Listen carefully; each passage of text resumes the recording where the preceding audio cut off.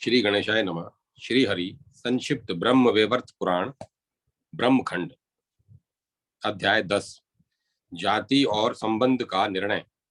तदंतर सोती ने मुनि श्रेष्ठ बाल खिल्यादि बृहस्पति उथत्य पराशर विश्वा विशर्वा कुबेर रावण कुंभकर्ण महात्मा विभीषण वात्स्यय शांडिल्य सावर्णी कश्यप तथा भारद्वाज आदि की ब्राह्मण क्षत्रिय वैश्य शूद्र और अनेक वर्ण संकर जातियों की उत्पत्ति के प्रसंग सुनाकर कहा, अश्वनी कुमार के द्वारा एक ब्राह्मणी के गर्भ से पुत्र की उत्पत्ति हुई। उससे उस ब्राह्मण के पति ने पुत्र सहित पत्नी का त्याग कर दिया। ब्राह्मणी दुखित हो योग के द्वारा देह त्याग कर गोदावरी नाम की नदी हो गई। सूर्य नंदन अश्वनी कुमार ने स्वयं उस पुत्र को यत्न पूर्वक चिकित्सा शास्त्र नाना प्रकार के शिल्प तथा मंत्र पढ़ाए, किंतु वह ब्राह्मण निरंतर नक्षत्रों की गणना करने और वेतन लेने से वैदिक धर्म से भ्रष्ट हो इस भूतल पर गणक हो गया। उस लोभी ब्राह्मण ने ग्रहण के समय तथा मृतकों के दान लेने के समय शूद्रों से भी अग्रदान ग्रहण किया था, इसीलिए अग्रदानी हुआ। एक पुरुष किसी ब्राह्मण के यज्ञ कुंड से प्रकट हुआ, वह धर्म वक्ता सुत कहलाया। वही हम लोगों का पूर्व पुरुष माना गया। कृपा निधान ब्रह्मा जी ने उसे पुराण पढ़ाया। इस प्रकार यज्ञ कुंड से उत्पन्न सुत पुराणों का वेता हुआ। सुत के वीर्य और वैश्या के गर्भ से एक पुरुष की उत्पत्ति हुई जो अत्यंत वक्ता था। लोक में उसकी भट्ट भाट संज्ञा हुई। वह सभी के लिए स्तुति पाठ करता है। यह मैंने भूतल पर जो जातियां हैं उनके निर्णय के विषय में कुछ बातें बताई हैं। वर्ण संकर दोष से और भी बहुत सी जातियां हो गई हैं। सभी जातियों में जिनके साथ सर्वथा संबंध है उनके विषय में मैं वेदोक्त तत्व का वर्णन करता हूँ। जैसे कि पूर्व काल में ब्रह्मा ने कहा था, पिता तात और जनक ये शब्द जन्मदाता के अर्थ में प्रयुक्त होते हैं। अम्बा माता जननी और प्रसू इनका प्रयोग गर्भधारिणी के अर्थ में होता है। पिता के पिता को पितामह कहते हैं और पितामह के पिता को प्रपितामह। इनसे ऊपर के जो कुटुंबी जन हैं उन्हें सगोत्र कहा गया है। माता के पिता को मातामह कहते हैं। मातामह के पिता की संज्ञा प्रमातामह है और प्रमातामह के पिता को वृद्ध प्रमातामह कहा गया है। पिता की माता को पितामही और पितामही की सास को प्रपितामही कहते हैं। प्रपितामही की सास को वृद्ध प्रपितामही जानना चाहिए। माता की माता मातामही कही गई है। वह माता के समान ही पूजित होती है। प्रमातामह की पत्नी को प्रमातामही जानना चाहिए। प्रमातामह के पिता की स्त्री वृद्ध प्रपितामह जानने योग्य है। पिता के भाई को पितृव्य ताऊ चाचा और माता के भाई को मातुल मामा कहते हैं।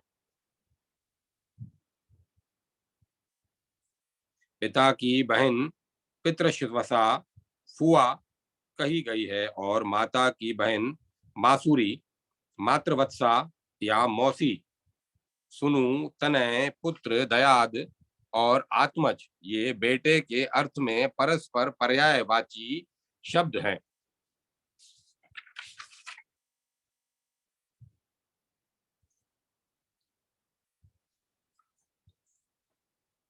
अपने से उत्पन्न हुए पुरुष पुत्र के अर्थ में धन भाग और वीर्यज शब्द की भी प्रयुक्त होते हैं।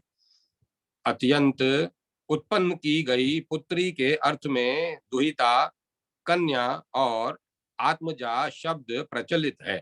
पुत्र की पत्नी को वधू बहु जानना चाहिए और पुत्री के पति को जमाता, दामाद,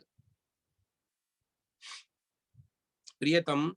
पति के अर्थ में पति, प्रिय, भर्ता और स्वामी आदि शब्द प्रयुक्त होते हैं। पति के भाई को देवर कहा गया है और पति की बहन को ननंदा, ननद। पति के पिता को ससुर और पति की माता को श्वश्रु, सास कहते हैं। भार्या, जाया, प्रिया, कांता और स्त्री ये पत्नी के अर्थ में प्रयुक्त होते हैं। पत्नी के भाई को शालक, साला और पत्नी की बहन को शालिका, साली कहते हैं। पत्नी की माता को श्वश्रुआ, सास तथा पत्नी के पिता को ससुर कहा गया है। सगे भाई को सौदर और सगी बहन को सौदरा या सहोदरा कहते हैं। बहन के बेटे को भागिन्य, भगीना या भांजा कहते हैं और भाई के बेटे को भ्रातज, भतीजा। बहनोई के अर्थ में आभुक्त, भगनी कांत और भगनी पति आदि शब्दों का प्रयोग होता है। सालिका, पति, साड़ू भी अपना भाई ही है क्योंकि दोनों के ससुर एक हैं। मुने ससुर को भी पिता जानना चाहिए, वह जन्मदाता पिता के ही तुल्य है। अन्नदाता, भय से रक्षा करने वाला, पत्नी का पिता, विधाता, विद्यादाता और जन्मदाता ये पांच मनुष्यों के पिता हैं। अन्नदाता की पत्नी बहन, गुरु पत्नी माता, सौतेली माँ, बेटी, बहू, नानी, दादी, सास, माता की बहन, पिता की बहन, चाची और मामी ये 14 माताएं हैं। पुत्र के अर्थ में पौत्र शब्द का प्रयोग होता है तथा उसके भी पुत्र के अर्थ में प्रपोत्र शब्द का, प्रपोत्र के भी जो पुत्र आदि हों हैं वे वंशज तथा कुलज कहे गए हैं। कन्या के पुत्र को दोहित्र कहते हैं और उसके जो पुत्र आदि हैं वे बांधव कहे गए हैं। भांजे के जो पुत्र आदि पुरुष हैं उनकी भी बांधवज संज्ञा है।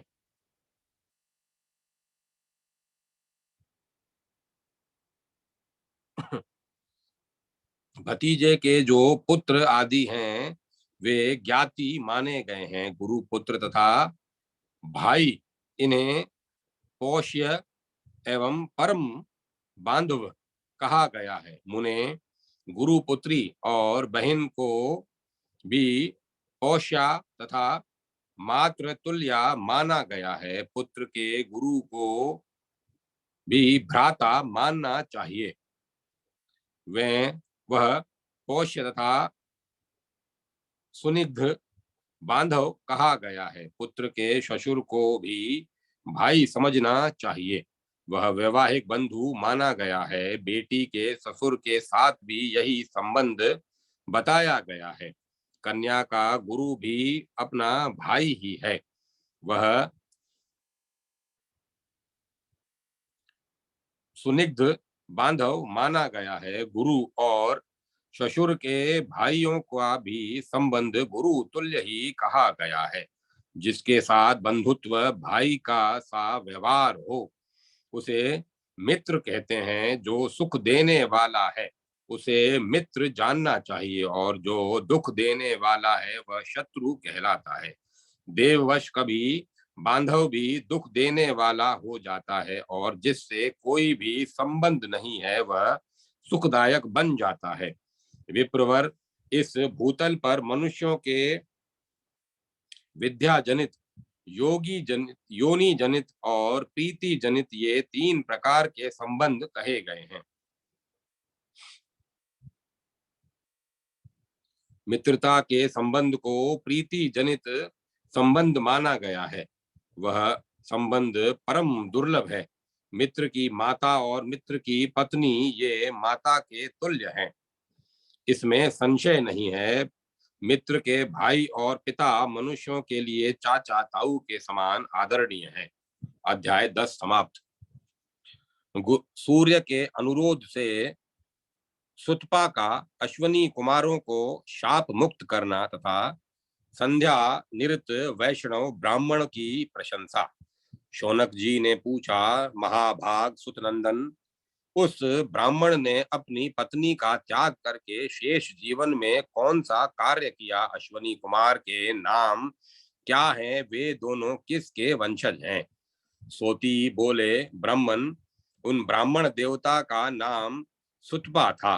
वे भारद्वाज कुल में उत्पन्न हो बहुत बड़े मुनि थे। उन्होंने पहले हिमालय पर रहकर भगवान श्री कृष्ण विष्णु की प्रसन्नता के लिए दीर्घ काल तक तपस्या की थी। उस समय वे महा तपस्वी और तपस्वी मुनि ब्रह्म तेज से ज्वाजल्यमान दिखाई देते थे। एक दिन उन्हें सहसा आकाश में क्षण भर के लिए श्री कृष्ण ज्योति का दर्शन हुआ।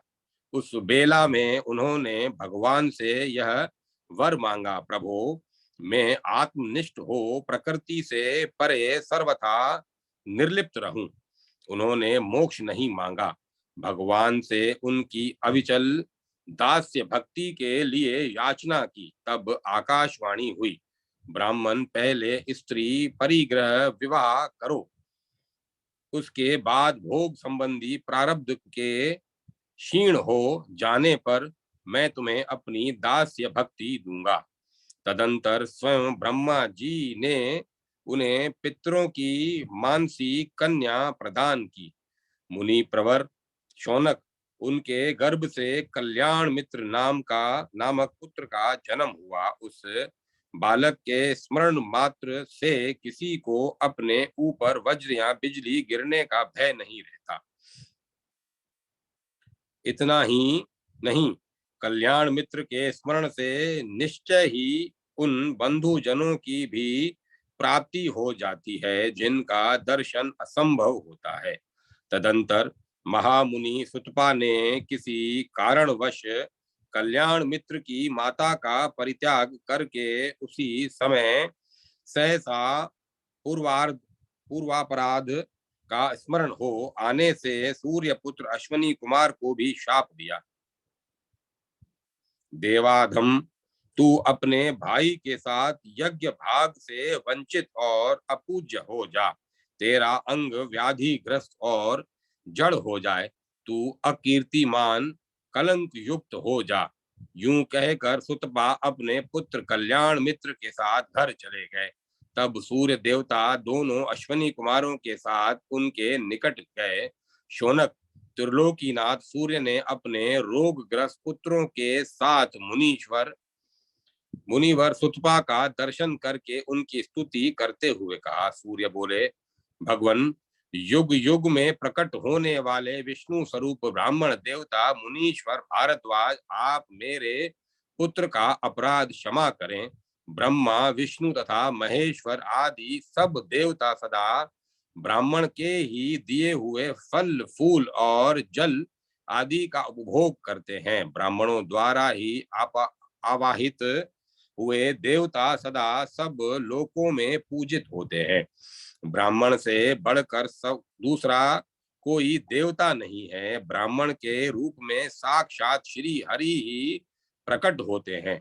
ब्राह्मण के संतुष्ट होने पर साक्षात नारायण देव संतुष्ट होते हैं तथा नारायण देव के संतुष्ट होने पर संपूर्ण देवता संतुष्ट हो जाते हैं। गंगा जी के समान कोई तीर्थ नहीं है। भगवान श्री कृष्ण विष्णु से बढ़कर कोई देवता नहीं है। शंकर जी से बड़ा वैष्णव नहीं है और पृथ्वी से बढ़कर कोई सहनशील नहीं है। सत्य से बड़ा कोई धर्म नहीं है, पार्वती जी से बढ़कर सती साध्वी स्त्री नहीं है, देव से बड़ा कोई बलवान नहीं है तथा पुत्र से अधिक दूसरा कोई प्रिय नहीं है, और रोग के समान शत्रु, गुरु से बढ़कर पूजनीय, माता के तुल्य बंधु तथा पिता से बढ़कर दूसरा कोई मित्र नहीं है। सूर्य का यह वचन सुनकर भारद्वाज सुतपा मुनि ने उनको प्रणाम किया और अपनी तपस्या के फल से उनके दोनों पुत्रों को रोग मुक्त कर दिया। फिर कहा, देवेश्वर, आगे चलकर आपके दोनों पुत्र यज्ञ भाग के अधिकारी होंगे। यूं कहे सुतपा मुनि ने भगवान सूर्य को प्रणाम किया और तपस्या के क्षीण होने के भय से भयभीत हो श्री हरि की सेवा में मन लगाकर गंगा तट को प्रस्थान किया। तत्पश्चात भगवान सूर्य दोनों पुत्रों के साथ अपने धाम को चले गए।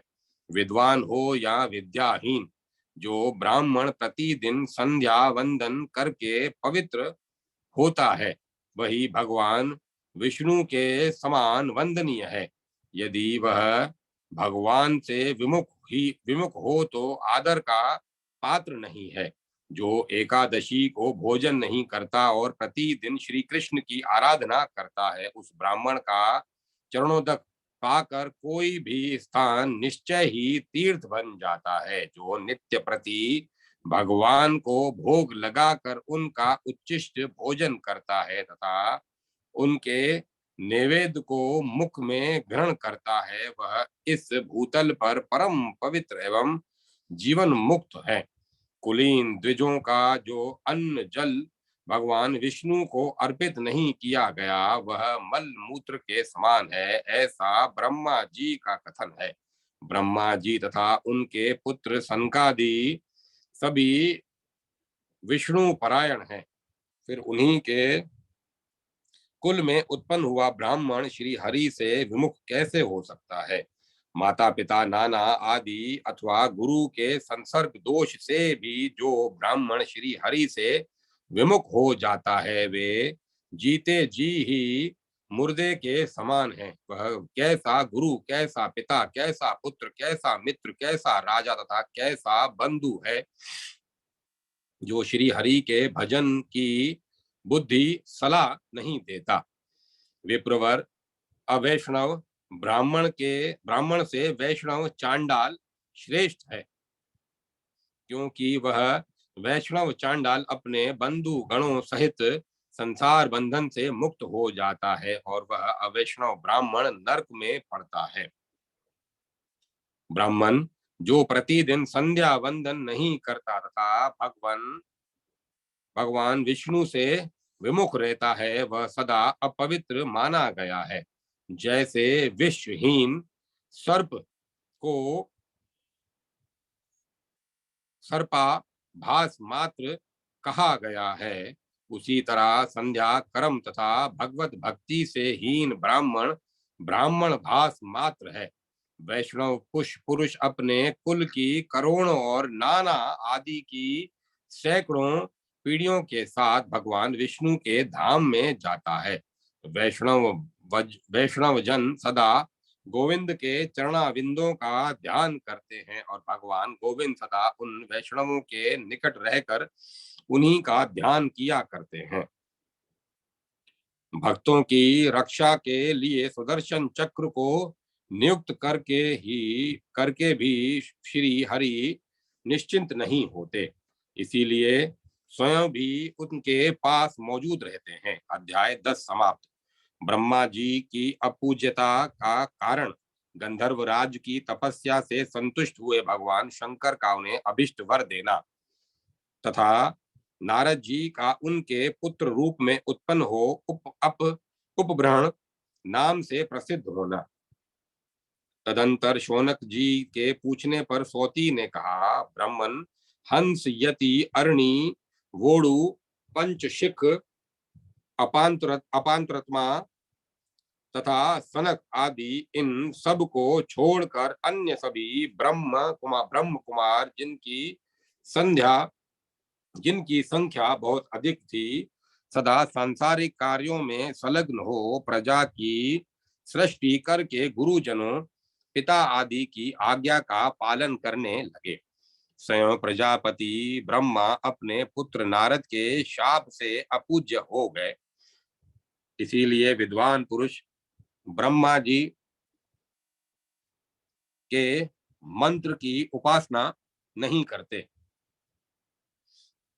नारद जी अपने पिता के शाप से उपब्रहण नामक गंधर्व हो गए।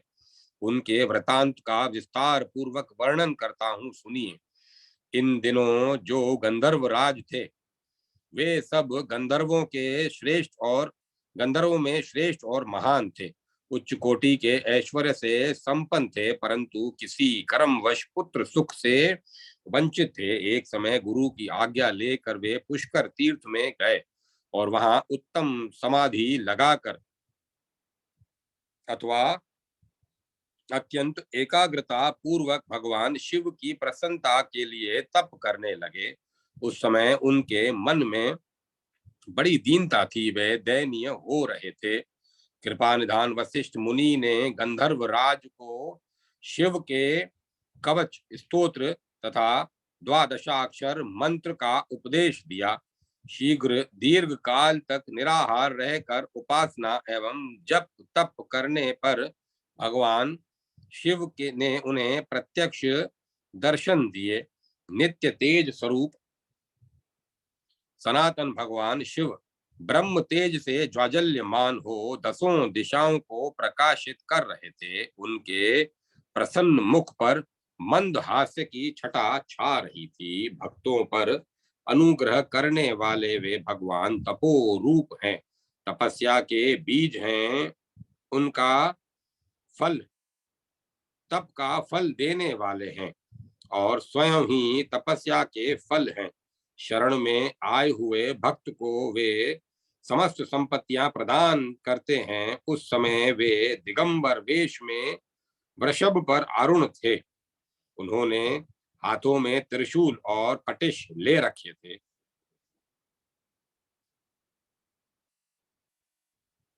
उन्होंने उनकी अंग कांति शुद्ध स्फटिक के समान निर्मल थी। उनके 3 नेत्र थे और उन्होंने मस्तक पर चंद्रमा का मुकुट धारण कर रखा था। उनका जटा जूट तपाए हुए स्वर्ण की प्रभा को छीने लेता था। कंठ में नील चिन्ह और कंधे पर नाग का यज्ञोपवीत शोभा देते रहा था।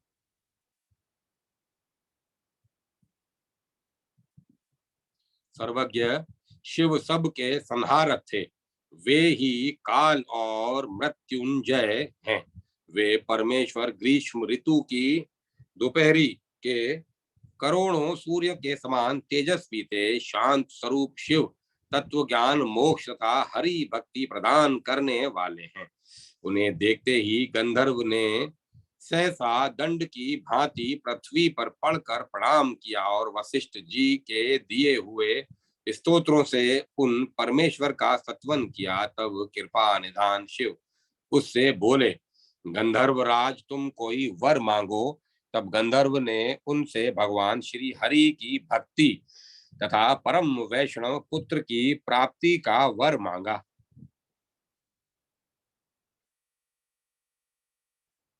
गंधर्व की बात सुनकर दीनों के स्वामी दीन बंधु सनातन भगवान चंद्रशेखर हंसे और उस दीन सेवक से बोले, श्री महादेव जी ने कहा, गंधर्व राज तुमने जो एक वर हरि भक्ति को मांगा है उसी से तुम कृतार्थ होगे। दूसरा वर तो चबाए हुए को चबाना मात्र है। वत्स जिसकी श्री हरि में सुदृढ़ एवं सर्व मंगलमयी भक्ति है वह खेल खेल में ही सब कुछ करने में समर्थ है। भगवत भक्त पुरुष अपने कुल की और नाना के कुल की असंख्य पीढ़ियों का उद्धार करके निश्चय ही गोलोक में जाता है। करोड़ों जन्मों में उपार्जित त्रिविध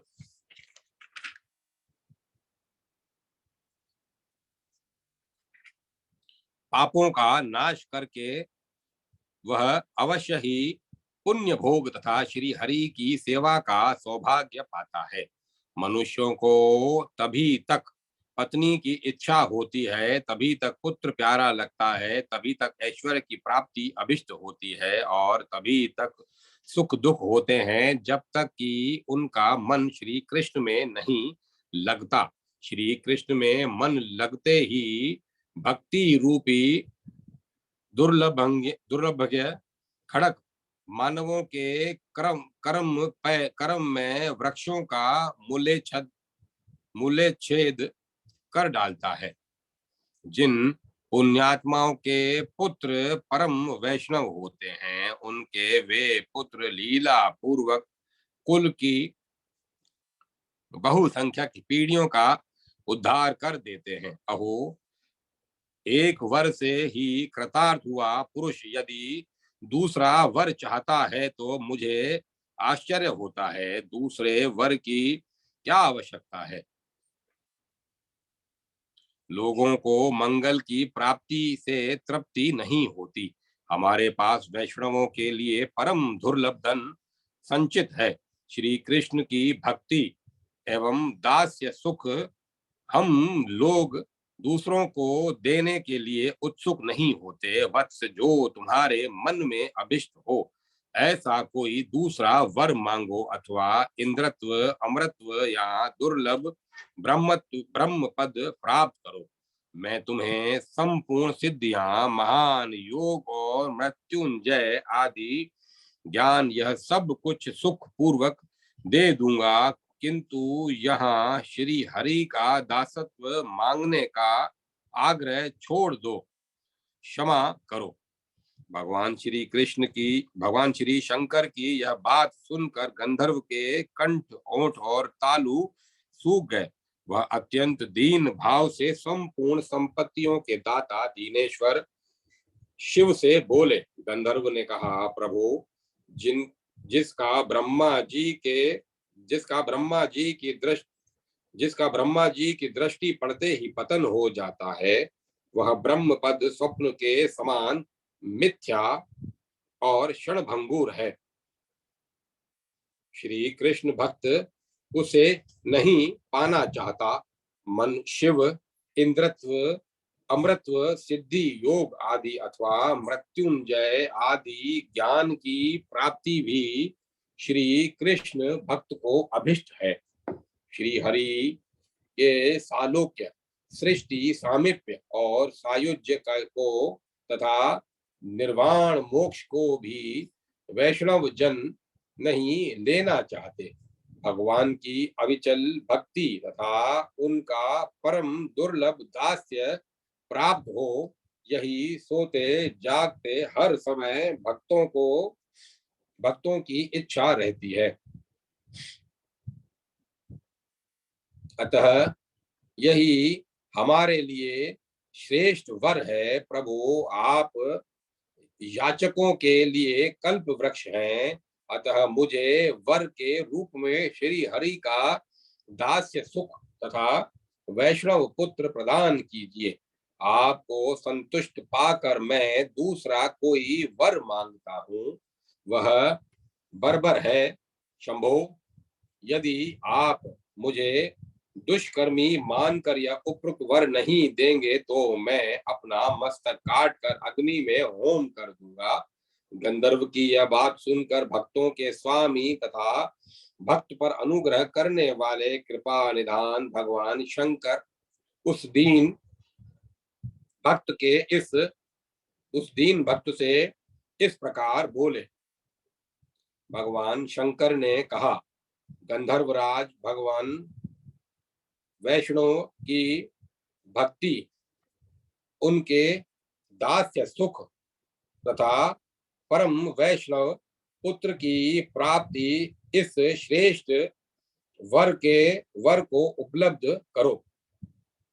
भगवान शंकर ने कहा, गंधर्वराज, भगवान विष्णु की भक्ति, उनके दास्य सुख तथा परम वैष्णव पुत्र की प्राप्ति इस श्रेष्ठ वर को उपलब्ध करो, खिन्न न हो।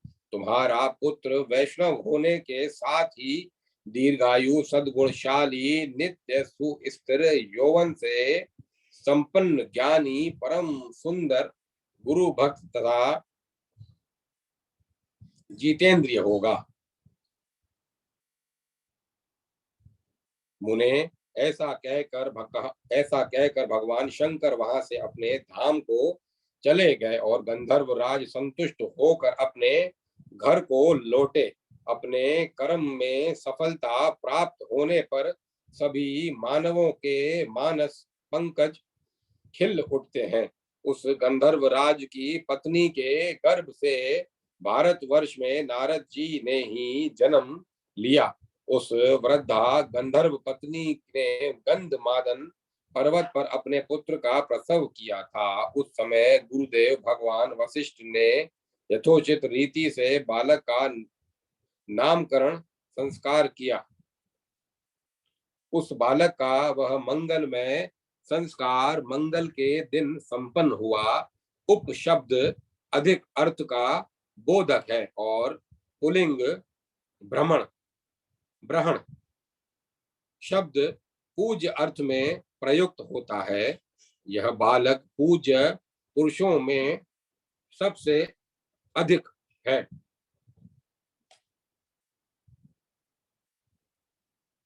इसीलिए इसका नाम उपब्रहण ब्रहण होगा, ऐसा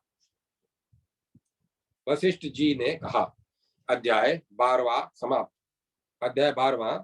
समाप्त। ब्रह्मा जी के शाप से उपब्रहण का योग धारणा द्वारा अपने शरीर को त्याग देना, मालावती का विलाप एवं प्रार्थना करना, देवताओं को शाप देने के लिए उद्यत होना, आकाशवाणी द्वारा भगवान का आश्वासन पाकर देवताओं का कौशिकी के तट पर मालावती के दर्शन करना। सोती कहते हैं, शौनक, अपने यहाँ पुत्र जन्म के उत्सव में गंधर्व राज ने बड़ी प्रसन्नता के साथ ब्राह्मणों को नाना प्रकार के रत्न और धन दिए। समय अनुसार बड़े होने पर उपब्रहण ने वशिष्ठ जी के द्वारा परम दुर्लभ हरि मंत्र की दीक्षा पाकर दुष्कर तपस्या प्रारंभ की। एक समय की बात है, वे गड़की के तट पर विराजमान थे। उन्हें युवा अवस्था प्राप्त हो चुकी थी। उस समय 50 गंधर्व कन्याओं ने उन्हें देखा। देखते ही वे सब की सब मोहित हो गईं। उन सब ने उपग्रहण को पति रूप में प्राप्त करने का संकल्प ले योग शक्ति से प्राणों को त्याग दिया और चित्ररथ गंधर्व के घर जन्म लेकर पिता की आज्ञा से उनके साथ विवाह कर लिया। उपग्रहण ने दीर्घ काल तक उन सब के साथ विहार किया। चीर काल तक निरंतर उनके साथ राज्य करके एक दिन वे ब्रह्मा जी के स्थान पर गए और वहां श्री हरि का योगा यशोगान करने लगे। वहीं रंभा को नृत्य करते देख उपग्रहण के मन में वासना जाग उठी और उनका वीर्य स्खलित हो गया।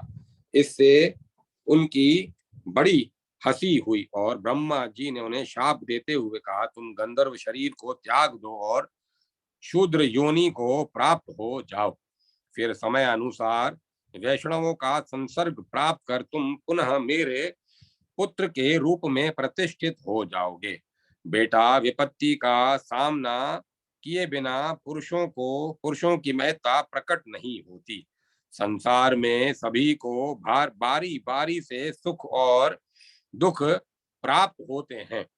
ऐसा कहकर ब्रह्मा जी पुष्कर से अपने धाम को चले गए और उपब्रहण गंधर्व के ने तत्काल उस शरीर को इस प्रकार से त्याग दिया। मूलाधार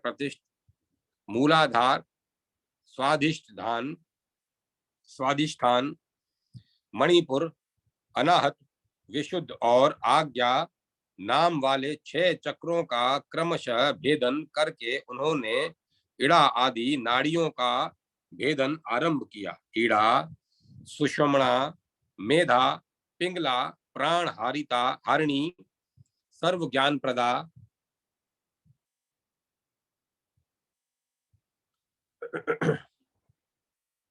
सर्व ज्ञान प्रदा, मन संयमनी, विशुद्धा, निरोधा, वायु संचारणी, तेज शुष्क करी, बल पुष्टि करी, बुद्धि संचारणी, ज्ञान जृंभन कारिणी, सर्व प्राण हरा तथा पुनर्जीवन कारिणी। इन 16 नाड़ियों का भेदन करके मन सहित जीवात्मा को ब्रह्म रंध्र से में लगा लाकर वे योगासन में बैठ गए और 2 घड़ी तक उन्होंने आत्मा में ही लगाया। तत्पश्चात वे जाति समर पर पूर्व जन्म की बातों को याद रखने वाले योगी राज उपब्रह्मण ब्रह्म भाव को प्राप्त हो गए। 3 तार वाली दुर्लभ वाणी 3 तार वाली दुर्लभ वीणा को बाएं कंधे पर रखकर दाहिने हाथ से में शुद्ध स्फटिक की माला लिए वे वेद के सार तत्व तथा उद्धार के उत्तम बीज रूप परात्पर पर ब्रह्म में कृष्ण इन 2 अक्षरों का जप करने लगे। उन्होंने कुश की चटाई पर पूर्व की ओर सिरहाना करके पश्चिम दिशा की ओर दोनों चरण फैला दिए और इस तरह सो गए मानो कोई पुरुष सो रहा हो। इनके पिता गंधर्वराज ने उन्हें इस प्रकार देह त्याग करते देख स्वयं भी अपनी पत्नी के साथ मन ही मन श्री कृष्ण का स्मरण करते हुए योग धारणा द्वारा प्राण त्याग दिए और पर ब्रह्म परमात्मा को प्राप्त कर लिया। उस समय उपब्रह्मण के सभी भाई बंधु और पत्नियां बारंबार विलाप करते हुए जोर जोर से रोने लगे। विष्णु की माया से मोहित होने के कारण शोक से पीड़ित हो वे अपने शरीर के पास गए। उपब्रह्मण की 50 पत्नियों में जो उनकी परम प्रियसी तथा प्रधान पटरानी थी, वह सती साध्वी मालावती अपने प्रियतम को छाती से लगाकर अत्यंत उच्च स्वर से रोदन करने लगी। भांति भांति से करुण विलाप करके मालावती बोली, कमलोद्भव ब्रह्मा जी का यह कथन है कि मुझ सती साध्वी कुलीन नारियों के लिए उसके पति के सिवाय दूसरा कोई विशिष्ट बांधव नहीं दिखाई देता। अतः मैं दिशाओं के स्वामी दिक्पालों, हे धर्म, हे प्रजापते, हे ग्रीश शंकर तथा हे कमलाकांत नारायण, आप लोग मुझे पति प्रदान कीजिए। ऐसा कहकर विरह से आतुर हुई चित्ररथ की कन्या मालावती वहीं उस दुर्गम गहन वन में मूर्छित हो गई। प्रियतम को अपने वक्ष स्थल से लगाकर पूरे 1 दिन और 1 रात वह अचेत अवस्था में वहां पड़ी रही। उस समय संपूर्ण देवताओं ने उसकी रक्षा की। प्रातः काल फिर होश में आने पर वह पुनः जोर जोर से विलाप करने लगी। उस सती ने श्री हरि को संबोधित करके पुनः वहां इस प्रकार कहा। मालावती बोली, हे कृष्ण, हे श्री कृष्ण, आप संपूर्ण जगत के नाथ, स्वामी तथा संरक्षक हैं। नाथ, मैं जगत से बाहर नहीं हूँ। प्रभु, आप ही जगत के पालक हैं, फिर मेरा पालन क्यों नहीं कर रहे हैं? यह पति है और मैं इसकी स्त्री हूँ। प्रकार इस प्रकार जो इदम और मम का भाव उत्पन्न होता है, वह आपकी माया की ही करामात है। आप ही सबके स्वामी हैं, ऐसा होना ही अधिक संभव है, क्योंकि आप ही सबके कारण हैं। कर्म के फल से गंधर्व उपब्रहण मेरे प्रियतम पति हुए और कर्मवश ही मैं उनकी प्रियतमा पत्नी हुई। अब कर्म भोग के अंत में वे मुझे प्रिया को किस स्थान में रखकर कहाँ चले गए, अथवा प्रभो कौन किसका पति या पुत्र है तथा कौन किसकी प्रिया है। विधाता ही कर्म के अनुसार प्राणियों को एक दूसरे से संयुक्त और वियुक्त करता रहता है। संयोग में परम आनंद मिलता है और वियोग में प्राणों का संकट उपस्थित हो जाता है। संसार में सदा मूर्ख और अज्ञानी के ही जीवन में ऐसी बात देखी जाती है। आत्माराम महात्मा के हृदय पर निश्चय ही संयोग वियोग का ऐसा प्रभाव नहीं पड़ता। विषय नाशवान है, यह बात सर्वथा सत्य है, तथापि भूतल पर विषय भोग ही बांधव बना हुआ है। यदि विषय भोग को स्वयं त्याग दिया जाए तो वह सुख का ही कारण होता है, परंतु जब दूसरे लोग बलपूर्वक उसका त्याग करवाते हैं तब वह दुखदाई जान पड़ता है। इसीलिए साधु पुरुष महान से महान मनोवांछित ऐश्वर्य को स्वयं त्याग कर भगवान श्री कृष्ण के चरणाविंदों का यहाँ जहाँ आपत्ति या विपत्ति की पहुंच नहीं है सदा चिंतन करते हैं। ज्ञानवान संत पुरुष तो सर्वत्र हैं, परंतु भूतल पर ज्ञानवती स्त्री कौन है। अतः मूढ़ अबला को मूढ़ अबला को आप मनोवांछित पति प्रदान करें। मैं अमृत नहीं चाहती, इंद्र पद की इच्छा नहीं रखती और मोक्ष के मार्ग में भी रुचि नहीं है। अतः आप मेरे इन श्रेष्ठ प्राण वल्लभ को ही मुझे लौटा दें, क्योंकि ये मेरे लिए धर्म अर्थ काम और मोक्ष चारों पुरुषार्थों की प्राप्ति कराने वाले श्रेष्ठ देवता हैं। जगदीश्वर, पृथ्वी पर जितनी भी स्त्री जातियां हैं उनमें से किसी को भी विधाता ने इन गंधर्व कुमार के समान गुणवान पति नहीं दिया है। इसके अनंतर मालावती अपने स्वामी के गुणों का बखान करने लगी और अंत में सहसा कुपित हो नारायण, ब्रह्मा, महादेव तथा धर्म आदि समस्त देवताओं को संबोधित करके उन्हें शाप देने को उद्यत हो गई।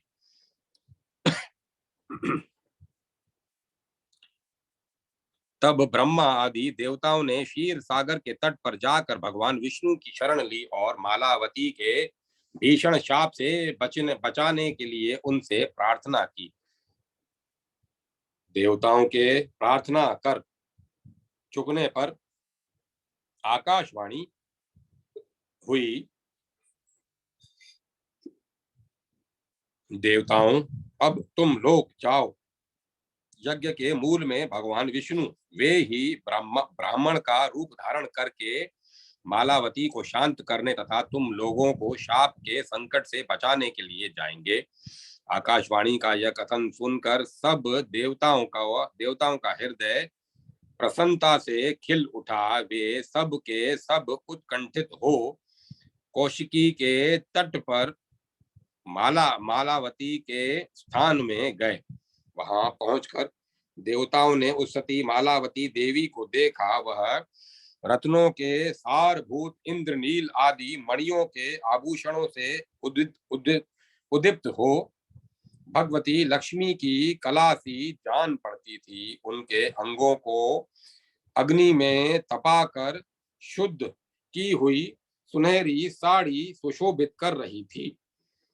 भाल देश में सिंदूर की बिंदी शोभा दे रही थी। वह शरत काल के चंद्रमा की भांति प्रभासी प्रकाशित होती और अपनी दीप्ति से संपूर्ण दिशाओं को उद्भासित करती थी। पति सेवा रूप महान धर्म का अनुष्ठान करके चिरकाल से वंचित किए हुए तेज से अग्नि की उत्तम एवं प्रज्वलित शिखा सी उदित हो रही थी। पति के शव को छाती से लगाकर योगासन लगाए बैठी थी और स्वामी की सुरमय वीणा को दाहिने हाथ में लिए हुए थी। प्राणवल्लभ के प्रति भक्ति तथा स्नेह के कारण योग मुद्रा रूप तर्जनी और अंगुष्ठ उंगलियों के अग्रभाग से शुद्ध स्फटिक मणि की माला धारण किए थी।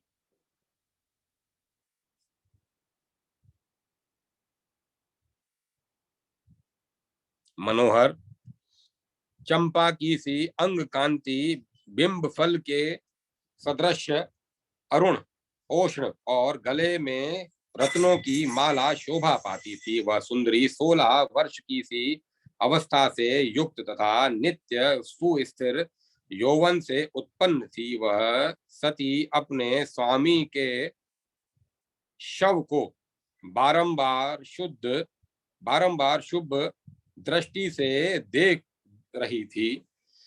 इस रूप में मालावती को देखकर उन सब देवताओं को बड़ा विस्मय हुआ। वे सभी धर्मात्मा इस रूप में मालावती को देखकर उन सब देवताओं को बड़ा विस्मय हुआ। वे सभी धर्मात्मा और धर्म भीरु थे, अतः क्षण भर वहां अपने को छिपाए बैठे रहे। अध्याय 13 समाप्त। अब मैं कथा को विराम देता हूं।